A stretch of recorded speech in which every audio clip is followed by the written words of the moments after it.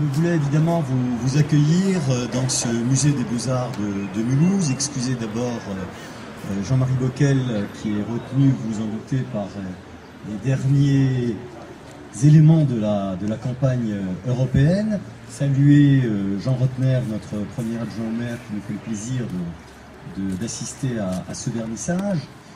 Je ne serai pas long, je voulais juste rappeler un petit peu l'historique quand il y a plus de 3 ans, parce que c'est quand même une longue aventure, nous avions reçu avec Jean-Marie Bockel Monsieur Blek, qui était venu nous présenter, avec Madame je crois, voilà, qui était venu nous présenter ce projet de rétrospective et d'exposition de Henri Zuber, peintre mulhousien, même si Rixheim, on peut annexer Rixheim pour l'occasion ce soir, et évidemment qui non seulement est connu par son travail de peintre, mais qui illustre bien une grande famille de la région mulhousienne.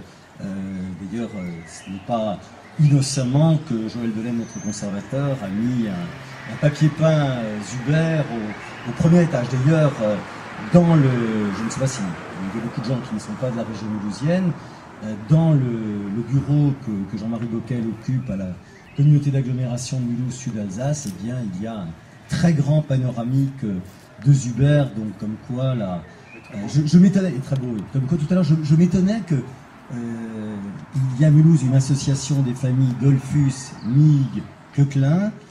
Ce serait bien que la famille Zuber se fasse aussi un petit peu encore mieux connaître à Mulhouse. Et je crois que cette exposition, où vous êtes venus, je crois, très nombreux de toute la France et de l'étranger, montre bien l'attachement que vous avez à cette tradition familiale et montre aussi l'intérêt que nous portons à Mulhouse pour un de nos peintres les plus célèbres. Nous avons eu Henner qui vient plutôt du Slungo, mais en ce qui concerne la proche agglomération mulhousienne, eh bien je crois que Henri Zuber a marqué cette période de la fin du 19e siècle et du début du 20e siècle. Et je crois, Monsieur Blek, que l'idée d'organiser cette rétrospective à l'occasion du 100e anniversaire de la mort d'Henri Zuber, eh bien, je crois que c'est une très très belle idée. Donc, je vous avais dit que je ne serais pas long. Je tiens évidemment tous à vous remercier de votre présence. Et je vais passer la parole à Monsieur Blek et à Joël Delaine, notre conservateur, qui évidemment, avec toute l'équipe du musée, a fait, je crois, vous avez pu vous en rendre compte, pour ceux qui ont déjà visité l'exposition, un très très beau travail. Alors, très bonne visite et à vous, Monsieur Blek, parce que je crois que vous êtes quand même l'auteur principal de cette soirée.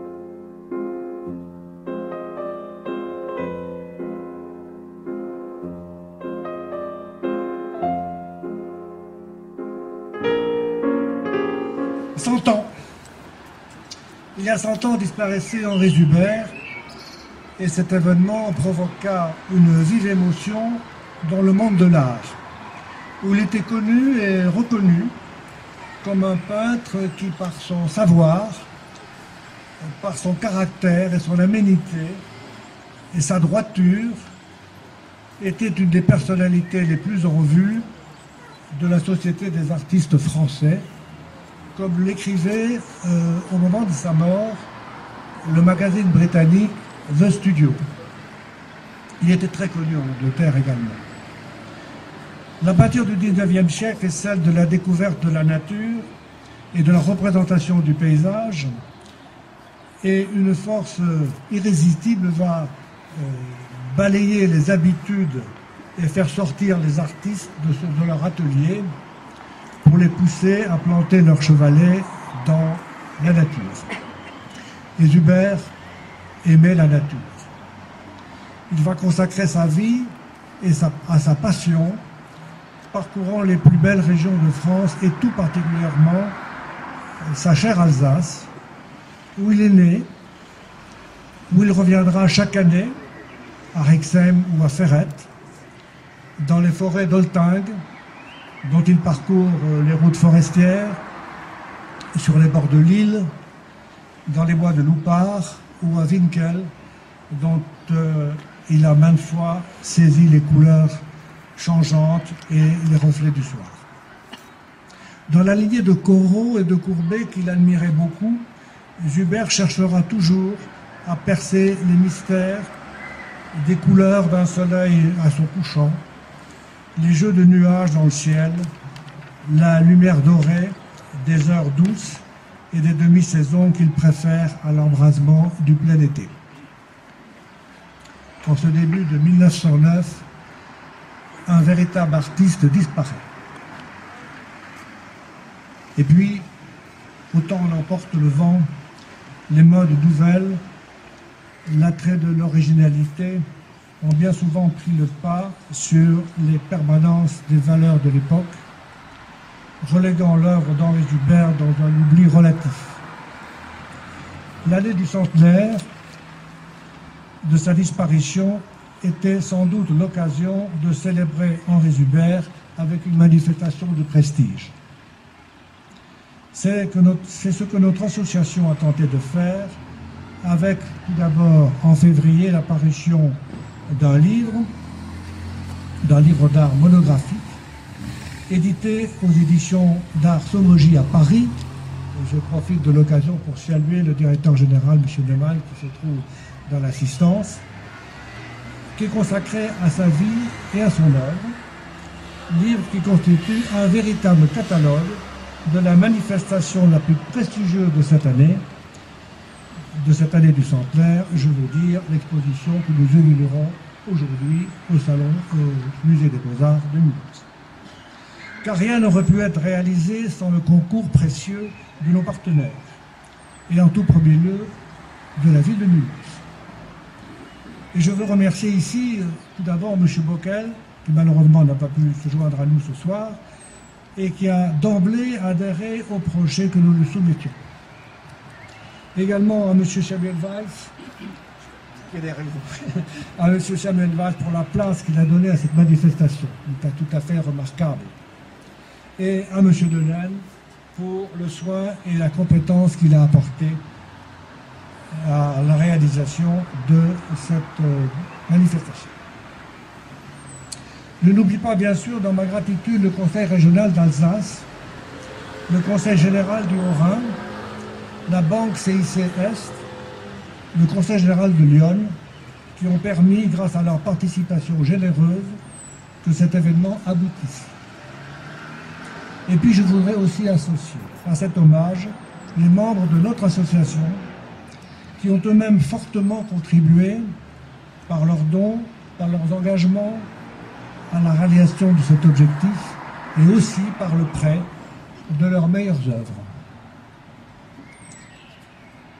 À vous, M.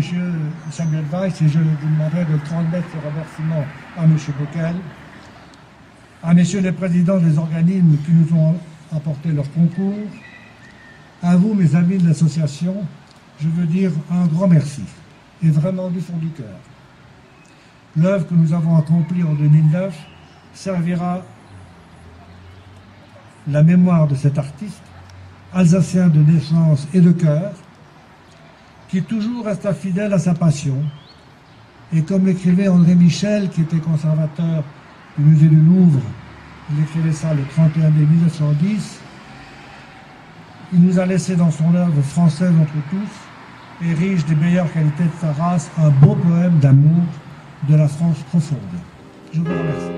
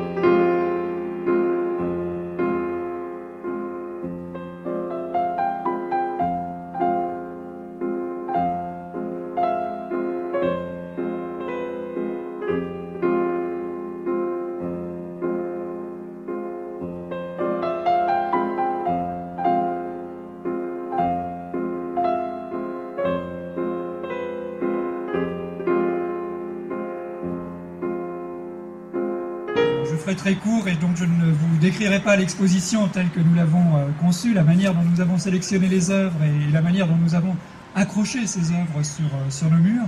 Simplement, je vous dirai que nous avons choisi une logique qui diffère légèrement de celle de l'ouvrage dont M. Blake vient de vous parler. Dans l'ouvrage publié Ces chemins dont il faut souligner la qualité, il s'agit d'une logique géographique, par voyage, par destination d'Henri Zuber. Nous avons choisi de privilégier plutôt les thématiques qu'il a abordées pour mettre en avant un certain nombre de points qu'il avait l'habitude de vouloir représenter, quel que soit l'endroit où il se trouvait, que ce soit un troupeau de moutons en Alsace ou dans la ville de France, ça reste d'abord et avant tout un troupeau de moutons, et il nous paraissait intéressant de rassembler des œuvres autour de mêmes thèmes et de mettre finalement en exergue la manière, la touche d'Henri Zuber dans la manière de faire de ses aquarelles ou de ses peintures, et notamment sa sensibilité aux atmosphères, au ciel, à l'eau, au rythme des saisons, qui est vraiment très personnel et très magnifique, je trouve. Autre point quand même que je vous dirais, c'est que nous avons cherché à faire un équilibre dans les œuvres présentées. Alors effectivement, vous retrouverez un certain nombre d'aquarelles. On sait, Henri Zuber est avant tout un aquarelliste, mais nous souhaitions que sa peinture soit bien représentée. Et au total, je dirais qu'on a à peu près 40% de peinture et 60% d'aquarelles dans l'exposition. Mais comme les peintures sont en général d'un format beaucoup plus conséquent que les aquarelles, voilà, on devrait arriver à un équilibre de ce point de vue-là. Et donc, il me reste à remercier tous les prêteurs. Et ils sont nombreux pour cette exposition. Je crois que de toutes les expositions que nous avons organisées ici depuis quelques années, c'était celle la plus délicate de ce point de vue. Il y a 25 prêteurs privés différents qui ont participé et qui ont accepté de se dessaisir pendant tout l'été de leur chef-d'œuvre pour qu'ils soient présentés ici. Mais il y a aussi un certain nombre de prêteurs publics, de musées notamment, musée de Bordeaux, de Carcassonne, de La Rochelle, de Lille, de Nancy, de Châlons, j'en oublie, Strasbourg, Colmar, bien sûr, la mairie de Rixheim aussi, pour rester dans les prêteurs publics, et ce qui fait qu'au total, on a 80 œuvres présentées dans cette exposition, ce qui est, je crois, assez remarquable. Donc je vous souhaite à tous une belle visite. Je voudrais quand même terminer en ajoutant un remerciement dans nos partenaires, y compris les partenaires financiers. Denis Blake n'a pas cité la DRAC, la Direction Régionale des Affaires Culturelles, qui nous a apporté un soutien important au montage de cette exposition, et donc je voulais l'en remercier. Donc, tout ce que j'ai pu dire pour ne pas rester trop longtemps au micro, nous pourrons le dire dans les salles. Je serai présent pour toute la soirée au deuxième étage, de même que Denis Blake lui-même et un certain nombre de membres de l'association qui, vous les aurez repérés, portent un petit badge APHG de l'association des Amis du peintre Henri Zuber, qui se tiendront à votre disposition au deuxième étage pour répondre à vos questions, apporter les commentaires devant les œuvres. Je vous souhaite une belle soirée et une belle visite. Au revoir.